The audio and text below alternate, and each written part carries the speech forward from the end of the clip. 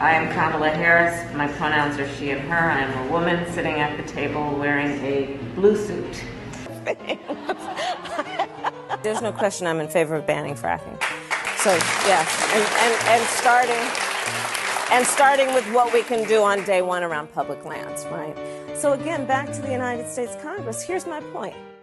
If they fail to act as President of the United States, I am prepared to get rid of the filibuster to pass a Green New Deal. Do you have any plans to visit the border?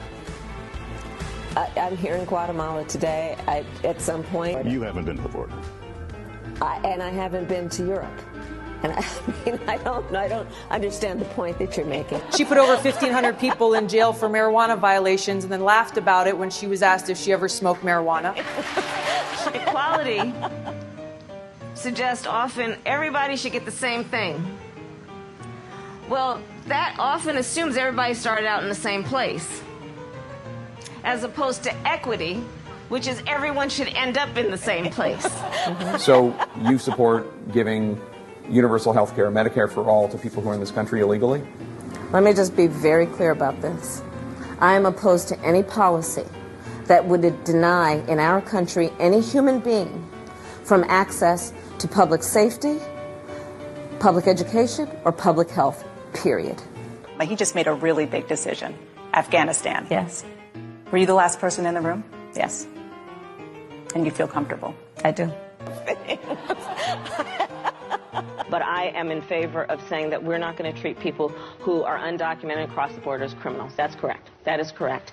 I'm proposing, one, that if by my 100th day in office, when elected President of the United States, the United States Congress fails to put a bill on my desk to sign, then I am prepared to take executive action because that's what's needed. Can that be done by executive order? Yes.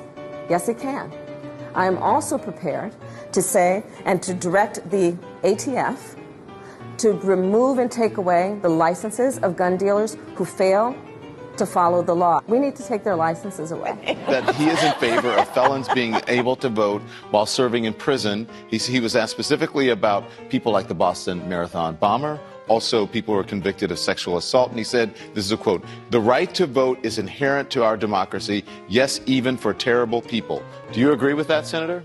I agree that the right to vote is one of the very important components of citizenship, and it is something that people should not be stripped of needlessly, which is why I have been long an advocate of making sure that the formerly incarcerated are not denied a right to vote. We have to stay woke. Like, everybody needs to be woke. And you can talk about if you're the wokest or woker, but just stay more woke than less woke.